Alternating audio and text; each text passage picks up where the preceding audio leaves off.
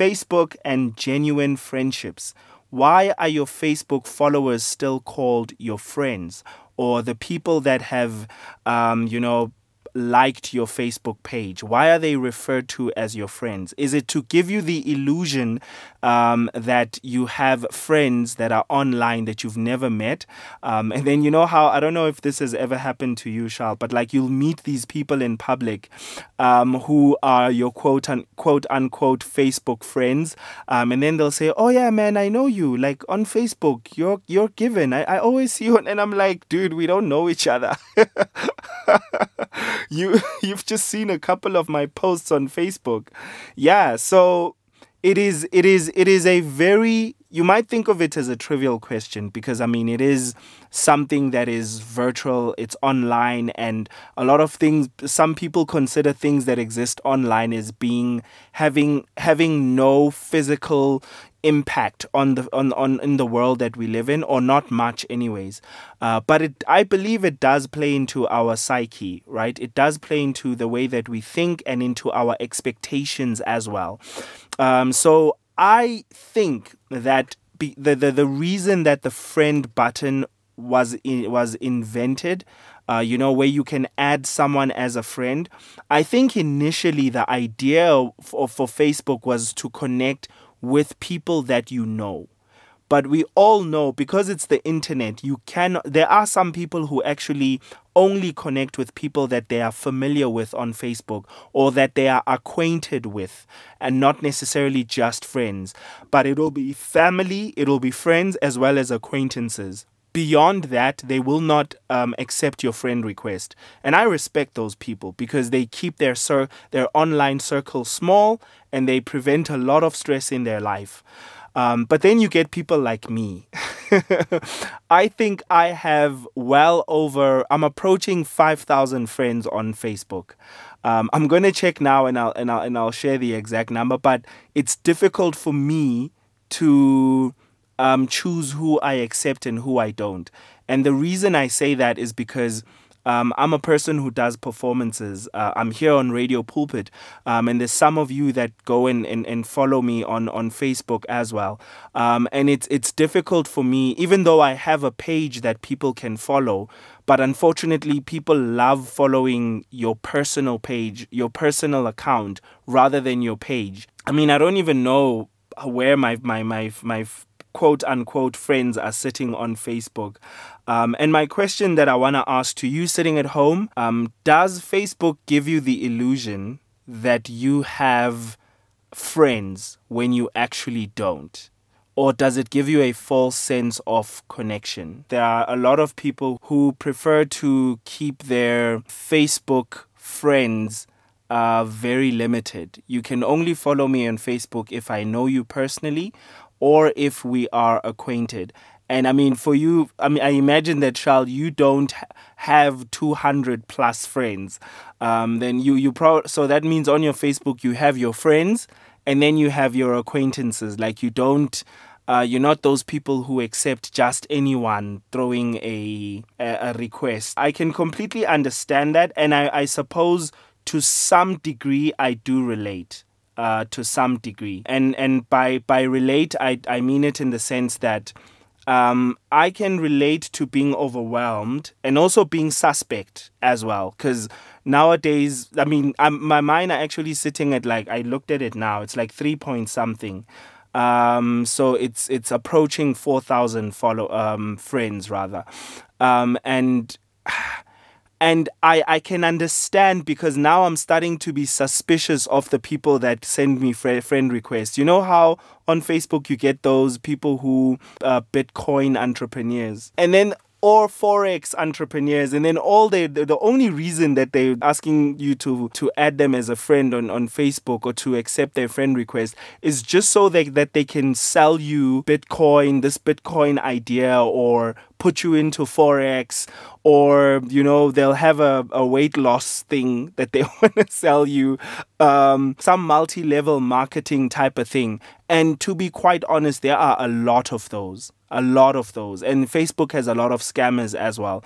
People who will just hit you up in your inbox and pretend to be some girl that's interested in you. And then eventually she'll say something like, if you want to have access to me, send 500 rands to this number. Or they'll spark a friendship and say, listen, I'm in danger. I know we've only just started knowing each other recently. I've had a couple of those people inbox me, but I always spot it immediately. Like, I know the type of girls that chat to me. Yeah, if you look suspect, I'm like, these girls don't chat to me. So like you're a suspect. And then when you actually go to their page, you realize that they only have 2 or 3 posts, right? For us millennials, it's not as much of a problem, especially for baby boomers. Baby boomers do not have these issues. So it might be difficult to relate. But for Gen Zs, and I think it's going to be even worse for Generation Alpha, which is your kids, Charles, it's going to be very difficult for that generation, not for your kids specifically, because they are growing up in a world that they have never known an existence outside of social media. They've never lived in a time where Facebook has not existed. However, it's interesting to know, because as we saw with Marika now, that a lot of, and I know this because a lot of people have actually mentioned it, that Gen Zs actually are not on Facebook. It's the older generation that's on Facebook. So we're the ones having the struggle. So it's mostly millennials who are having this struggle, because a lot of the younger ones are on TikTok, Instagram, as well as on Twitter and Snapchat. And then they have all these other quirky sites that, you know, are very niche, that you will never ever know about. They exist on those platforms. And I wonder, I actually do wonder, like, what are the upcoming apps, social media apps that we are unaware of? TikTok is actually quite a good community. A lot of people don't know this, but TikTok is a very, very good community. It's not as toxic as, for example, Twitter. It does have its certain level of toxicity, I won't lie. Some people just do post videos that'll just turn you off and mess up your mood. But in general, if you build a community, the beauty of TikTok is that you can build your own community, and that community, depending on how your content is, you will attract those types of people on TikTok, and that's the beauty of TikTok. So if you're making content about God, the Bible, you'll attract people that are interested in those things. If you're making content about sports, being buff and being fit, you'll attract those types of people. If you're making content, positive content, you'll attract those people. And if your content is negative, then you will attract those people. But the difference between Twitter and Facebook is that Twitter does not give you the impression that the people that are following you are your friends. You do not have that illusion. You don't have that illusion. As well as Instagram. Instagram it does that less than Facebook does. However, it's important to also know that there are apps that are primarily built to make you think that you have friends. Like there's an app I've been seeing. I forgot what it's called. I think it's Omogli or something like that. I don't know if you've heard of it, Charles. Where the app is literally built to talk to strangers. I'm not sure how it's pronounced, but Omegle is a free online chat website that allows users to socialize with others without the need to register. The service randomly pairs users in one-on-one chat sessions where they chat anonymously using the names you and stranger. So you're able to chat. I'm not sure if it allows for text chatting, but I know that it also allows for video chatting. And I've seen a lot of clips from this site where people will record the chats that they have and then they'll share it on their channel or on YouTube as well. So I feel like a site like this can give you a sense false of connecting and building relationships with people that are strangers that you'll never ever connect with again. And I wonder if us being on these platforms is not stealing and robbing us of the true quality of building and working on actual friendships.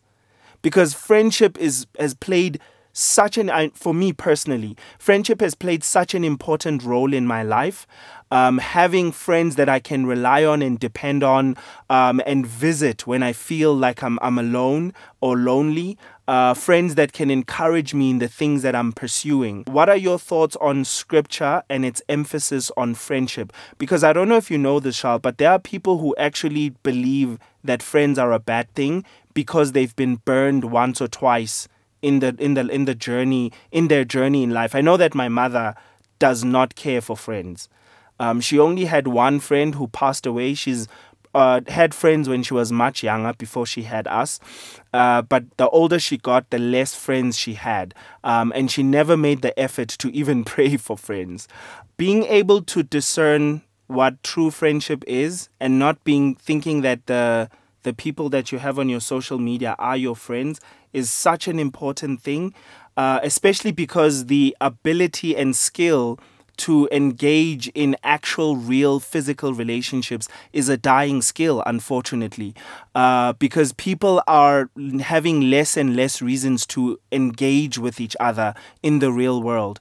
And we're all finding things to keep ourselves distracted with in our own homes. Your Netflixes, gaming using VR headsets. And people are probably going to start, when you're gaming with people, you think that you're forming friendships, but that's a very limited friendship that has that is bound by the virtual world that it exists within. So I feel like this conversation is important in reminding us the fact that you need to flex your friendship muscle. You need to go out and put yourself in uncomfortable situations, because building relationships from within a comfort zone, it doesn't teach you anything, right? It doesn't teach you any skill that you have not learned, which is basically how, I remember someone that I loved listening to, Darren Hardy, sharing that he was ice skating, and then he came back to his dad and he said, "Look, Dad, I was ice skating and I didn't hurt myself or fall even once." And he looked at him and said, "Then you didn't learn anything new." Which, as harsh as that may sound to say to your kid, there is a lot of truth in that. If you don't get hurt, in fact, Mareka, who was here in studio, had so many bruises on her body because she's a person who goes outdoors and she does biking and running. Which actually shows you that she's out learning and growing. And that's evidence of a person developing and changing. So do keep that in mind, that being in a comfort zone is not a good space to be in, because it doesn't teach you anything new.